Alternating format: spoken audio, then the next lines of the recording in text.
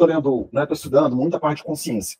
Como funciona a autoconsciência, né? A autoconsciência é o que nós humanos temos e se acredita que somente o humano tem, talvez alguns primatas possam ter um pouco, né, dessa autoconsciência. E aí, como curiosidade, como que eles testam, né, se os animais conseguem se perceber? Eles colocam, uma forma de testar é colocar, por exemplo, você pega um chimpanzé e coloca um laço na cabeça dele, né, sem ele ver. E aí, coloca um espelho na frente dele. Se ele olhar para o espelho e tirar o laço, ele está conseguindo entender que aquele ser vivo do lado de lá é ele. Ele está conseguindo se perceber. Não são todos os animais que conseguem fazer isso, tá? Os chimpanzés, eles fazem. Alguns primatas, eles fazem. Algumas tarefas, eles conseguem perceber que aquele é ele e aquele laço está na cabeça dele. Tem animal que você mostra, ele não vai conseguir entender. Se colocar um cachorro com um laço e mostrar ele no espelho, ele não vai tirar com a pá. Então, isso é um dos testes que você faz para saber, para entender um pouco, né, estudar um pouco essa questão de consciência e autoconsciência entre os seres vivos.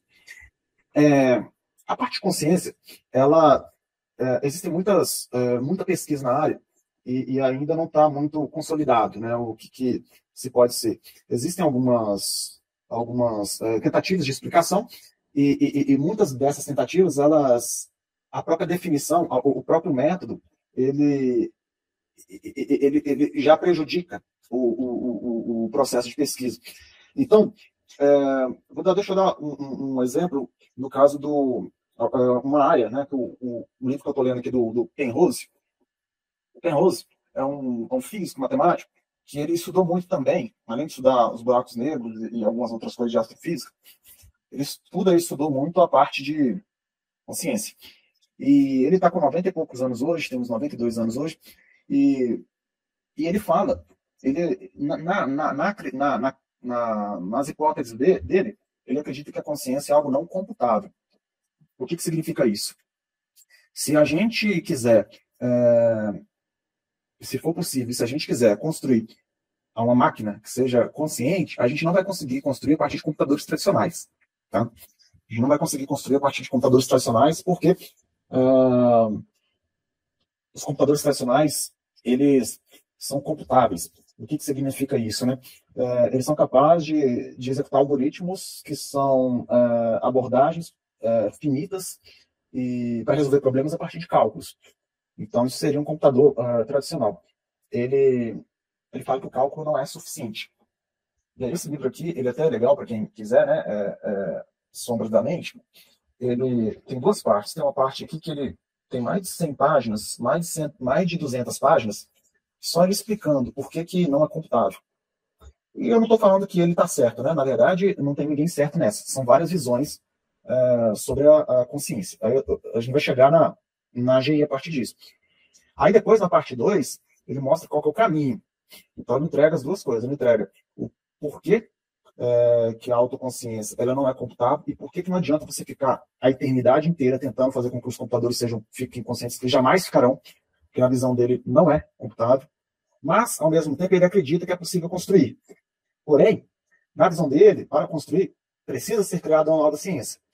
Ou melhor, a ciência que a gente conhece hoje, ela precisa ter um complemento dessa nova ciência, deste novo conhecimento, para que seja possível até explicar e caracterizar a consciência.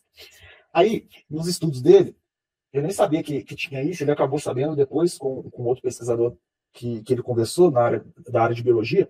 Esse livro ele escreve junto com outro pesquisador, ele tem uma técnica OKR, que é uma técnica que ele tenta associar a consciência com os microtúbulos dentro dos neurônios, né? Toda célula, grande parte das células, elas vão ter o citoesqueleto, que é a parte que sustenta a célula, e no neurônio tem um microtúbulo, né, como se fosse um tubo de sustentação de cada neurônio. E aí, o que ele percebeu, estudando isso, vendo alguns experimentos, é que o que a gente monitora hoje no nosso cérebro é apenas um efeito do que acontece nesses microtúbulos.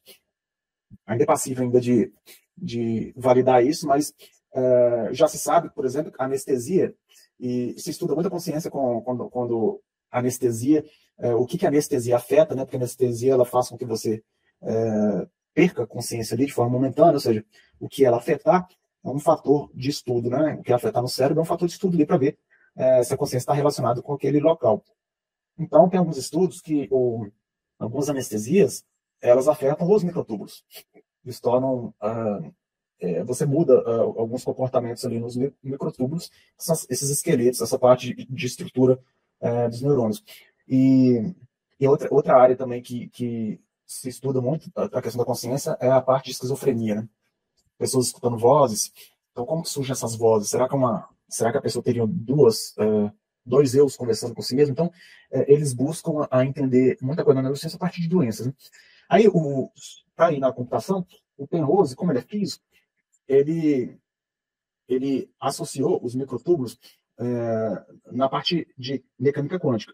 Porque, ao fazer alguns testes com os microtúbulos ali, ele consegue fazer uma transferência de dados numa velocidade muito alta, uma capacidade de transferência de dados muito alta, assim como é a nossa internet. E as ondas que tem no nosso cérebro, elas são extremamente lentas. Então a gente se pergunta, como que uma onda lenta, muitas vezes mais lenta do que a linha de escada do telefone, como que uma onda lenta dentro do nosso cérebro comparado com a parte elétrica, é capaz de processar tanta informação? Uma hipótese dele é que essas ondas são apenas consequências de ondas de alta velocidade, são apenas efeito de ondas de alta velocidade desses microtúbulos. E aí, a partir daí, tem uma série de consequências em cima disso, dentre elas, a construção de novos sistemas de computação. Inclusive, coincidentemente, ele fala sobre computador analógico no livro dele, que é o que a gente está trabalhando também. Aí, qual que é a hipótese nossa, né? Os computadores, hoje, são computadores digitais. O computador digital, ele é capaz de... Ele só consegue fazer cálculos com o que tem no mundo, porque ele faz algumas contas intermediárias para converter a informação de forma quantizada, né? Setorizada ali, categorizada ali no processo digital, finita, né? No processo digital. Como se convertesse números reais para números inteiros, né? Fazendo uma comparação. Isso gasta muito tempo de processamento, muito tempo de cálculo e processamento, que é o que a gente vê hoje. Tudo que é computação tem uma quantidade de cálculos enormes. Com o computador digital, você usa a informação do jeito que ela é. O computador analógico, você usa a informação do jeito que ela é. Então, o que é uma computação analógica? Tem uma variação de temperatura, você tem um sensor de temperatura, e ele consegue perceber a temperatura no ambiente. Você não precisa converter essa temperatura para números inteiros ou com uma casa depois da vírgula, que é o computador digital faz. E aí, quanto mais casas depois da vírgula, maior a resolução desse computador, mas ao mesmo tempo com mais memória e mais processamento. No analógico, não. Entre aspas, teria infinitas casas depois da vírgula, consumindo a mesma quantidade de energia. E essa quantidade de energia é muito baixa, é baixíssima. E aí, a configuração desses computadores, ele é capaz de resolver equações diferenciais. E o que são equações diferenciais? São equações que ela tem a característica, por exemplo, de evoluir com o tempo, né? Ela é dependente do tempo, tem uma variação com o tempo. O tempo pode ser uma das variáveis. E que é o nosso mundo. No nosso mundo, a gente não fica estático, né? O mundo anda. Então, o computador analógico ele pode ser especializado para resolver equações diferenciais. Equações diferenciais representam muito bem grande parte dos fenômenos difíceis que a gente precisa resolver. E o computador analógico ele consegue resolver de forma rápida. E se você consegue representar a informação sem precisar de armazenar essa informação como byte ou como bit, você pode representar essa informação como interferência de ondas ou como outras características de ondas, que são os computadores analógicos. O que acontece você consegue aumentar o número de variáveis no cálculo de um determinado problema sem necessidade de reduzir para consumir energia. É o que o computador digital faz. E o nosso cérebro, ele, dentro deste pensamento e outros pensamentos também, outras linhas de raciocínio, de como que funcionaria esse processo de consciência, esse processo de emergência, de cálculo de mais alto nível, que é o nosso córtex, que consegue fazer cálculos mais subjetivos, essa subjetividade, ela pode vir de características que os computadores digitais jogam fora. Então, vou dar um exemplo. O computador digital hoje, quando a gente constrói um computador robusto, a gente tem que tirar a interferência eletromagnética. Então, aquele cabo que você liga na tomada e tem aquela parte grossa ali, que parece uma caixinha grossa, tem uma ferrite ali, que ela está filtrando ondas de alta frequência para evitar interferência nos circuitos, e dentro dos circuitos tem vários filtros para jogar fora a interferência.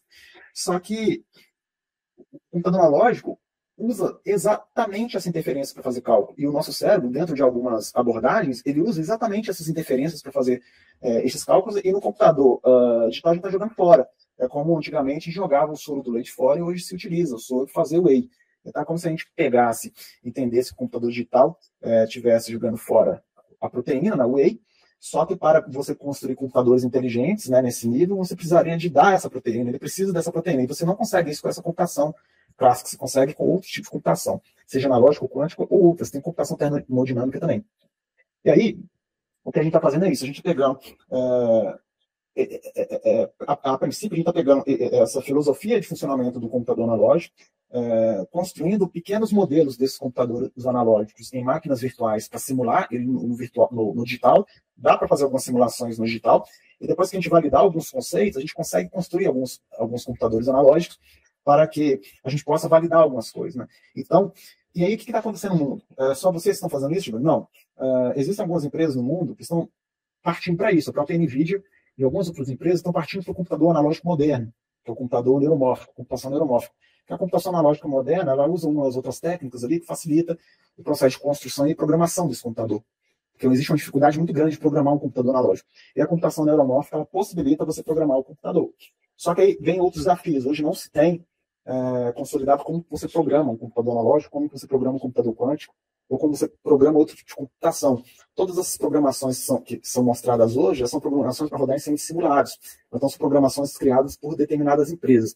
Então, essa parte até deixei para falar separada das outras duas, porque essa parte é a base, a ciência bem básica mesmo. Só que a gente está trabalhando com ela também.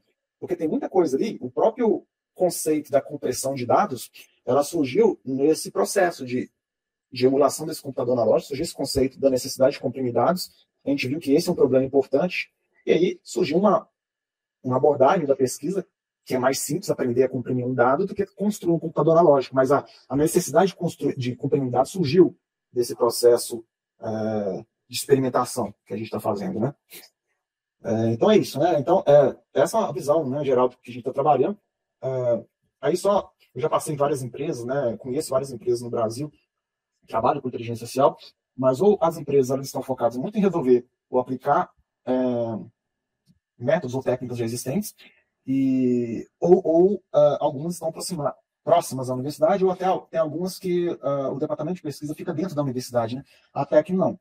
A Tecno ela tem tudo dentro dela, não tem dependência nenhuma da universidade, até porque para a gente não se limitar às regras duras, né? Às regras rígidas da universidade. Né? Então a gente consegue inverter o processo. E agora a gente está trazendo, a gente está num processo aí que em breve a gente vai começar a trazer os pesquisadores da universidade para trabalhar na técnica também. Então, só pesquisador de outras áreas, não somente cientista da computação. O problema é muito mais complexo, não é um problema de computação somente.